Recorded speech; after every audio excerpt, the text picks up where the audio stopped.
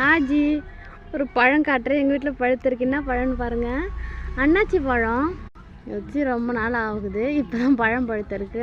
போன வீடியோவில் போட்டிருப்பேன். இப்போ தான் பூ வச்சுருக்குன்னா அன்னாச்சி பூ சூப்பராக ரெட் கலரில் இருந்துச்சு. என்னைக்கு பழுக்குன்னு பார்த்துருந்தோம். கீழே சாச்சிச்சுன்னு ஒரு கழி வச்சு முட்டு கொடுத்தோம். இங்கே பாருங்கள், அறுக்கிறதுக்கே மனசு வரல. அப்படியே கை வச்சோடனே அப்படியே ஒடிச்சிக்கிச்சு. பழம் சூப்பராக இருக்குங்க, வாசனையாக அடிக்குது, செம்ம வாசனைங்க. இங்கே பாருங்க, குருவி வேறு அதில் ஓட்டை போட்டிருக்கு வந்து கொத்தி. குருவிக்கு அணிலுக்கெல்லாம் விடணுன்னு தான் ஆசை, இருந்தாலும் நமக்கு வேறு வாய் நம்மங்குது. பசங்க வந்து டெய்லி பார்த்துட்டு என்றைக்குமா பறிப்பேன்னு சொல்லிகிட்டே இருந்தாங்க பழுக்கட்டும்னு. இதை வச்சு 1 வருஷம் 2 வருஷம் இல்லைங்க, 3 வருஷம் ஆகுது. ரொம்ப சந்தோஷமாகவும் இருக்குது. நம்ம வீட்டில் அன்னாச்சி பழம் காய்ச்சது. இன்னொரு டவுட்டுங்க, இந்த அன்னாச்சி பழம் செடி அப்படியே வெட்டி போட்டுருணுமா இல்லை இதிலே குறுத்து வருமானு தெரிஞ்சவங்க கமெண்ட் பண்ணுங்கள்.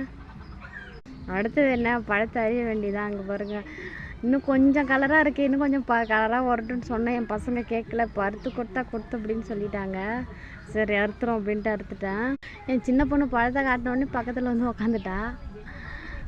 அரிமான்ட்டு. எங்கே பாருங்கள், இதை வந்து வச்சிரும், தூக்கி போடக்கூடாது. வச்சுட்டா இன்னொரு டைமு காய்க்கும்.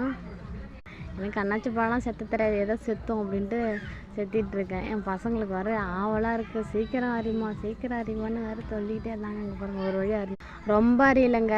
ஏன்னா நம்ம வீட்டில் காய்ச்ச பழம், அது வேஸ்ட்டாக மனசே வரல. அதனால் ஒரு லைட்டாக மட்டும் தோலை செத்திட்டேன். அந்தாண்ட உட்காந்தவங்க இப்போ இந்தாண்ட வந்து உட்காந்து சீக்கிரம் வெட்டுமா பீஸ் எனக்கு ஃபஸ்ட்டு குடும்பம்னு எப்படி சொன்னோன்னே செம்மத்தான் உட்காந்துட்டாங்க. அர்ஜென்ட் பண்ணாமல் பீஸ் உனக்கு தான் வெட்டி தரேன்னு சொன்னோன்னே எங்கள் பாருங்கள் எவ்வளோ ஆவலாக இருக்காங்க.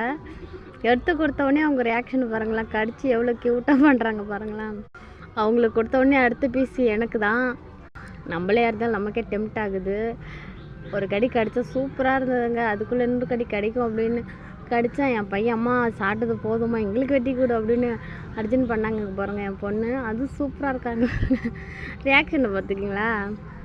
எப்போ காய்க்குன்னு காத்திருந்தோம். இப்போ காய்ச்சாச்சு, சாப்பிட்டு முடிச்சாச்சு. சூப்பராக இருந்ததுங்க.